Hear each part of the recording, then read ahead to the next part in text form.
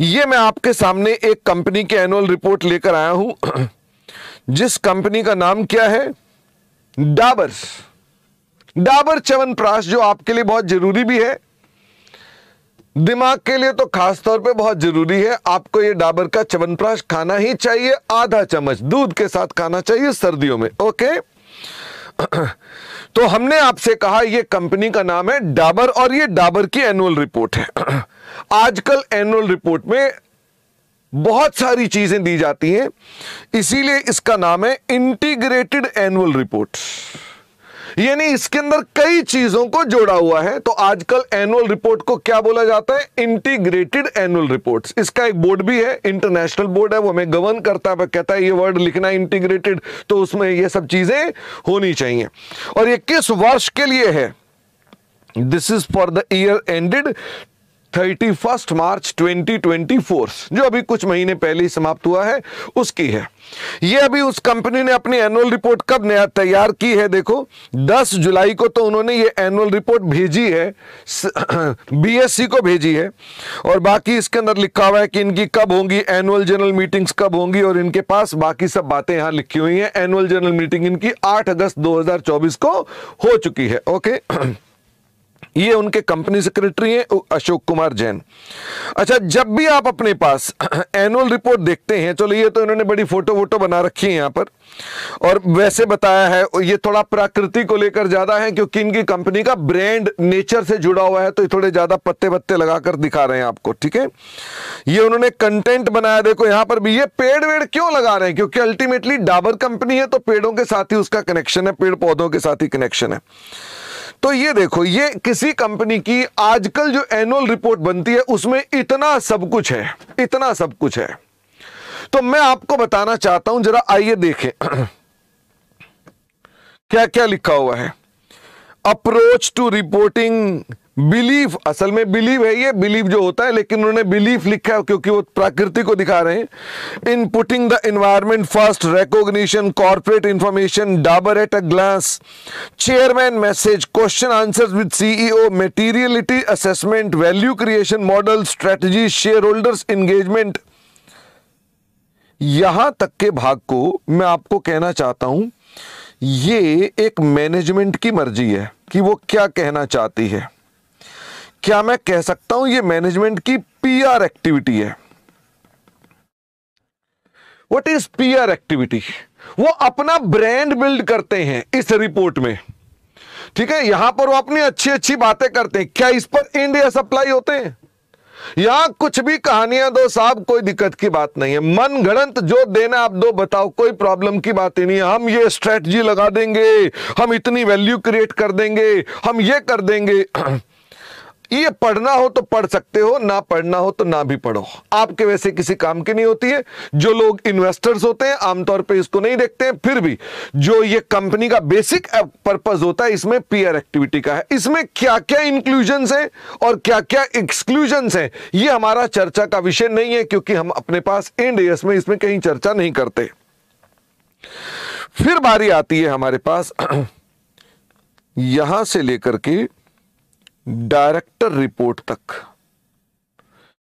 ये एक important aspect है जिसे आप अपने पास बोलते हैं कॉरपोरेट मैनेजमेंट कमेंट्री। इसका मतलब ये एक बेसिकली मैनेजमेंट की गवर्नेंस के ऊपर रिपोर्ट है, और आप अच्छी तरह जानते हैं मैंने कॉर्पोरेट गवर्नेंस पर बड़े सारे रूल्स हैं, रेगुलेशंस हैं, कंपनी एक्ट के भी हैं, सेबी के भी हैं, बीएससी, एनएससी, इनके अपने अपने रिपोर्ट कुछ ना कुछ रिक्वायरमेंट्स हैं। यहां फिर भी कंप्लायंस के लिए कुछ कानून, नियम, कायदे हैं, वो सब अपने पास लगाने पड़ते हैं, और आज की डेट में ये सबसे इंपॉर्टेंट मानी जाती है। क्या आपको मालूम है, कॉर्पोरेट गवर्नेंस में अगर दाग निकल आए तो आज की डेट में लोग कहते हैं ये कंपनी ठीक नहीं है। इसका मतलब इतनी ज्यादा आज की डेट में क्रिटिकल है। मजे की बात है, आपका ये काम नहीं है। तो आप कहेंगे साहब फिर ये कौन बनाता है? ये कंपनी सेक्रेटरी और कंपनी की ऑफ कोर्स मैनेजमेंट बनाती है। इसका मतलब ये भी काम आप लोगों का नहीं है, और जो ऊपर वाला था वो तो वैसे ही आपका नहीं था। वो कौन बना रही है? वो मैनेजमेंट बना रही है। ठीक है, इसमें हो सकता है कुछ आपने अपने पास मार्केटिंग वाले लोग भी लगा रखे हो। इस रिपोर्ट में जो मैनेजमेंट की बना रही है वो मार्केटिंग पीआर एक्टिविटी है। ठीक है, ये कंपनी सेक्रेटरी की है। यहां कहीं ना कहीं लॉ अप्लाई हो रहा है, यहां कहीं ना कहीं सेबी अप्लाई हो रहा है, यहां कहीं ना कहीं और भी अदर लॉज या जो आपके एक्सचेंजेस हैं उनके द्वारा जो नियम कायदे कानून है वो सब अप्लाई हो रहे हैं। ओके, बट ये भी आपका काम नहीं है। फिर आता है आपके पास अगला काम, और अगला काम क्या है? अगला काम है stand alone financial statements and consolidated statements. इसमें लिखा नहीं इन्होंने, इसमें ऑडिटर रिपोर्ट भी आती है। ऑडिटर रिपोर्ट किसकी? स्टैंड अलोन की भी आती है और कंसोलिडेटेड की आती है। सारे बच्चे जय करो, ये है वो चीज जो तुमको बनानी होती है। जो आप अपने पास इंड एस बोलते हो, इंड एस यहां पर अप्लाई होते हैं। This is the point on which you apply end S. Of course, क्योंकि अल्टीमेटली इसी में से कुछ डेटा निकालकर ऊपर यूज होता है, तो इसका मतलब वो अल्टीमेटली, क्योंकि डेटा मिसमैच नहीं हो सकता है, तो यानी आपका ही डेटा मैनेजमेंट अपनी कमेंट्री में डाल देती है या अपनी पीआर एक्टिविटी में डाल देती है। हो सकता है यहां कहीं उसने अपने पास अर्निंग पर शेयर बता रखी हो, तो अर्निंग पर शेयर का उसने कहीं कैलकुलेशन कर रखी हो, वो एज पर इंड एस होगी। ओके, तो इसका मतलब जो मुख्य रूप में आपका चार्टर्ड अकाउंटेंट के रूप में काम है वो ये है। और फिर उसके बाद एक और चीज लास्ट में आती है, वो हमारे पास क्या है? नोटिस। ये फिर से कौन बनाता है? ये कंपनी सेक्रेटरी बनाता है। इसका मतलब जनरल मीटिंग, उसका एजेंडा, उसकी मीटिंग कब होगी, कैसे होगी, उसमें क्या डिस्कशन के पॉइंट्स हैं, वो सब काम भी किसके होते हैं? वो सब पॉइंट भी उसके होते हैं, कंपनी सेक्रेटरी के हैं। आजकल इसके बाद भी कुछ रिपोर्ट्स आती हैं, एनवायरमेंट के ऊपर, बिजनेस सस्टेनेबिलिटी रिपोर्ट्स बोलते हैं उनको। आजकल वो भी ट्रेंड चलता है, तो यानी अदर रिपोर्ट्स भी यहां पर और आती हैं। ठीक है, आमतौर पे ये जो रिपोर्ट्स होती हैं, ये कंपनी फिर से अपने पीआर के लिए काम करती है, और इसके कंसल्टेंट्स होते हैं जो ये बनवा कर देते हैं, यानी कि आपको थोड़ा बताएंगे कि वातावरण को लेकर के आपकी कंपनी क्या कर रही है, सीएसआर में वो क्या क्या कर रही है, उन पर बेस्ड कुछ रिपोर्ट्स बनती है। ये कंसल्टेंट्स होते हैं तो वो बनाते हैं। वैसे मैं आपको एक बात बताना चाहता हूं, क्या आपको मालूम है चार्टर्ड अकाउंटेंट्स यहां पर भी इन्वॉल्व हैं? ये जो एनवायरमेंट रिपोर्ट्स बन रही हैं, ऐसे ऐसे चार्ट सीए फर्म्स हैं जो ये रिपोर्ट्स बनवा देती हैं। ऑफ कोर्स यहां तो सीए इन्वॉल्व हैं ही हैं। क्या इस रिपोर्ट के अंदर भी सीए काम सीएस का है, सीए यहां पर भी इन्वॉल्व है? The answer is yes. आप इसे अपने पास लॉ में पढ़ेंगे, यदि आपका लॉ कहीं पर अभी भी स्पॉम में या जहां पर भी आजकल चलता है वहां पर होगा, तो वहां पर पढ़ रहे होंगे। तो बारी आ गई कि मुझे यही दो चीजें बनानी है, एक कंसोलिडेटेड और एक स्टैंड अलोन। व्हेन आई से स्टैंड अलोन, यानी डाबर इंडिया लिमिटेड अपनी बात कर रही है, और कंसोलिडेटेड का मतलब है Dabur India limited along with its associates, subsidiaries and joint ventures, उन सबके साथ हम मिला करके इसको देखते हैं तो कंसोलिडेटेड स्टेटमेंट्स हो जाती हैं। तो वो हमारे को अलग से डिस्कस करेंगे, उसका अलग एक चैप्टर भी है। तो मैं इसके अंदर ऐसा करता हूं, फॉर एग्जांपल मैं इसके अंदर और आगे जाता हूं कि फाइनेंशियल स्टेटमेंट्स पर आते हैं। तो ये देखेंगे, अगर हम फाइनेंशियल स्टेटमेंट्स पर आए तो यहां से स्टार्ट हो रही है। ये है आपकी स्टैंड अलोन ऑडिटर्स रिपोर्ट्स। तो मेरी क्लास में ये डिस्कस नहीं होगी क्योंकि ये ऑडिट का एस्पेक्ट है। तो आप ये जब पढ़ेंगे तो ऑडिट के अंदर पढ़ेंगे कि इस रिपोर्ट की क्या रिक्वायरमेंट्स हैं। तो मैं इसके अंदर इस ऑडिट रिपोर्ट के बारे में डिस्कशन नहीं कर रहा हूं कि इसमें क्या क्या बनता है और क्या क्या नहीं बनता है। ये उसके एनेक्शर्स हैं। तो मैं इधर से आ जाता हूं। ये बन गई स्टैंड अलोन की बैलेंस शीट। तो रियलिटी में ये है आपके फाइनेंशियल स्टेटमेंट्स।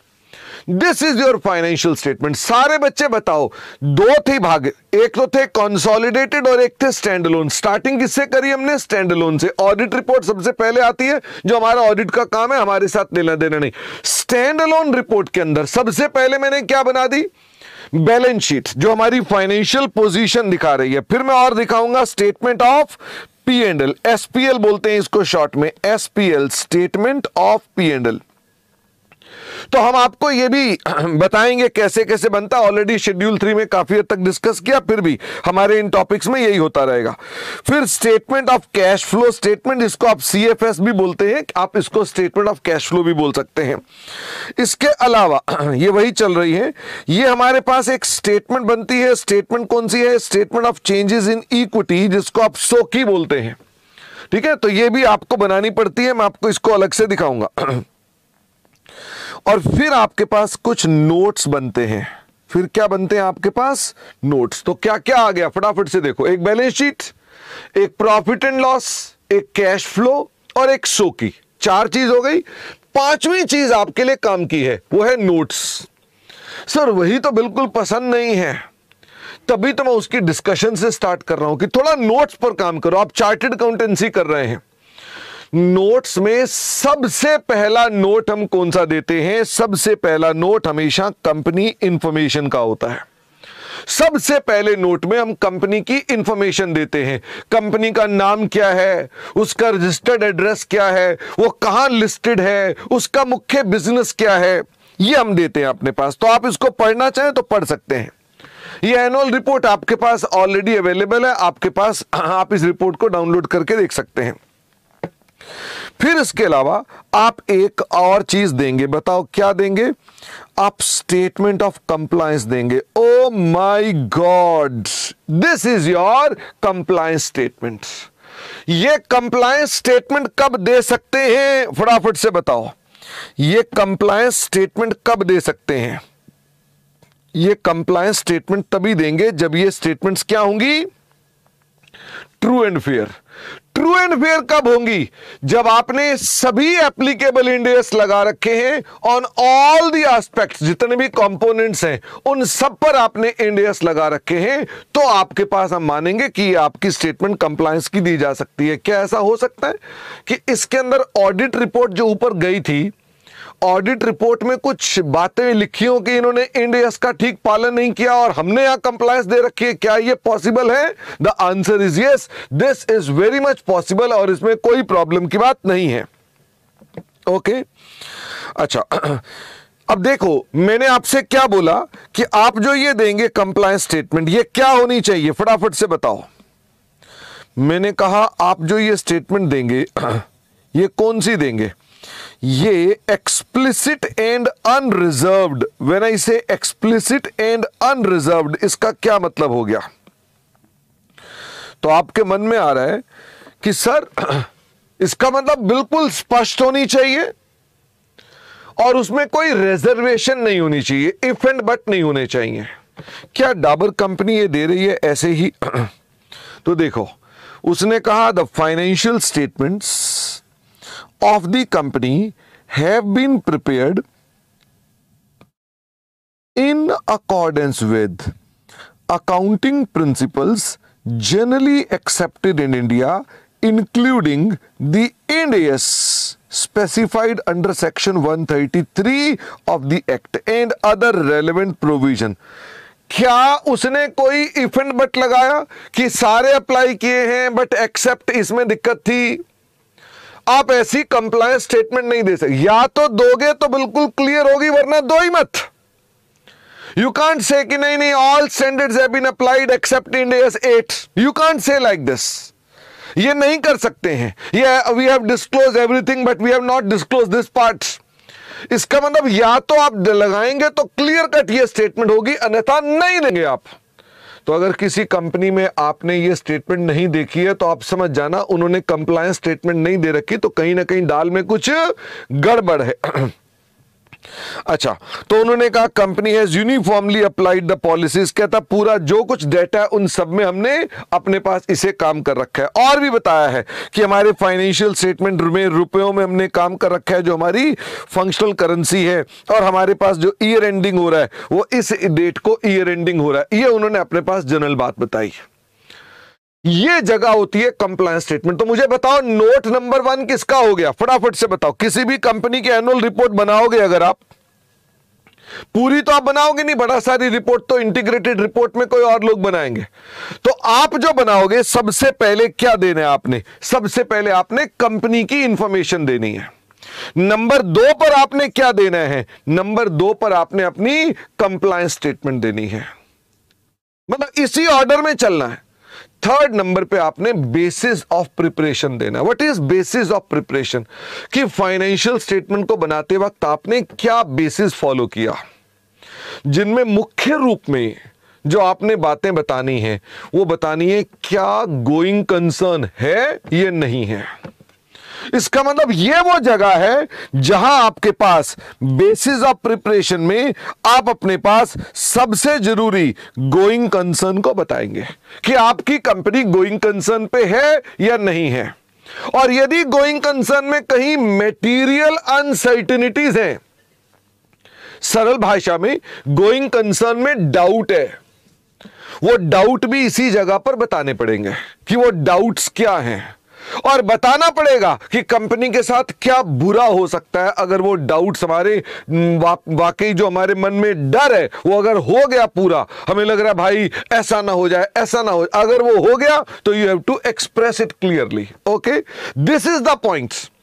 तो आप सीधे नोट्स में जाकर सीधा मत कहना कि सबसे पहले हम सिग्निफिकेंट अकाउंटिंग पॉलिसी देंगे, नहीं, सबसे पहले कंपनी इंफॉर्मेशन देंगे, फिर कंप्लायंस स्टेटमेंट देंगे, फिर बीओपी बेसिस ऑफ प्रिपरेशन देंगे। बेसिस ऑफ प्रिपरेशन में भी पहला पॉइंट किसका देंगे, बेसिस ऑफ प्रिपरेशन में पहला पॉइंट गोइंग कंसर्न का देंगे। फॉलोड बाय दैट आप बताएंगे कि आप हिस्टोरिकल कॉस्ट पर काम कर रहे हैं। What is, ये हमारा बेसिस ऑफ प्रिपरेशन है, तो आपको कुछ बातें पता होनी चाहिए। हम हमेशा फाइनेंशियल स्टेटमेंट हिस्टोरिकल कॉस्ट को फॉलो करके बनाते हैं, यानी जितनी कॉस्ट पर आ रहा है उसी कॉस्ट पर उसको रिकॉर्ड करते हैं। कहीं कहीं पर हम फेयर वैल्यूज का, प्रेजेंट वैल्यूज का, रिप्लेसमेंट प्राइसेस का यूज करते हैं। तो आपको यह वो जगह है कि आपने बताना है कि हमने मुख्य रूप में हिस्टोरिकल कॉस्ट फॉलो किया है, except wherever specified other basis को फॉलो करने के लिए। यह बदलने वाला नहीं है, सभी लोग हिस्टोरिकल कॉस्ट पे ही चलते हैं, आपको भी हिस्टोरिकल कॉस्ट पे ही चलना है, आपने सिर्फ स्पेसिफाई कर देना है। ओके, ये दो चीजें आपको अपने पास बतानी है, एक तो ये बतानी है और दूसरा आपने हिस्टोरिकल कॉस्ट को काम फॉलो करते हैं ये बतानी है। ये दोनों पॉइंट किस में आते हैं, बेसिस ऑफ प्रिपरेशन में आते हैं। इसके अलावा अब आता है हमारा अकाउंटिंग पॉलिसीज। अच्छा, इन्होंने कुछ फालतू में बता रखा है कि हमने कौन सी डेट तक के इंड एस अप्लाई कर रखे हैं, अब करना चाहो तो करते रहो, बाकी सब बातें मुख्य रूप में बातें बता दी मैंने। फिर उसने कहा जो स्टैंडर्ड बदल गए हैं, हमने कब से अप्लाई कर रखे हैं, मतलब we are not discussing that part. फिर आती है हमारे पास मटेरियल अकाउंटिंग पॉलिसीज। क्या आपको याद है बचपन में आप इसे क्या बोलते थे, सिग्निफिकेंट